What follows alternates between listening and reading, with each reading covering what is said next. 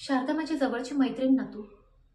माझ्या सुखदुःखात माझी सोबती करणारी, माझं सगळं छान व्हावं अशी सदिच्छा बाळगणारी, नुसतं प्रेमच नाही तर कधीतरी रुसून माझ्याशी बोलणारी तू. हो ना.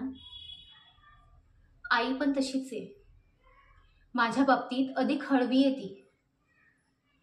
9 महिने तिने मला पोटात वाढवलं आणि मी जगावं म्हणून तिने केलेल्या जीवघेण्या संघर्षाची मला जाणीव आहे आणि त्या बाबतीत मी तिची ऋणी पण आहे.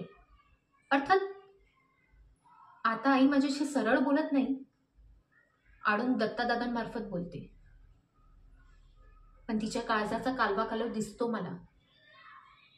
अपशकुनी म्हणून ना माझी कुचंबणा होते, माझा अपमान होतो आणि त्याचे दुःख, त्या वेदना मला तिच्या डोळ्यात दिसतात. शारदा, भावना यांना डोळ्यातून व्यक्त होतात ग. मला त्रास होतो ना त्याच्या 100 पटीने जास्त आईला त्रास होतो. आणि कुठल्या आईला आपल्या मुलीची कुचंबणा सहन होईल?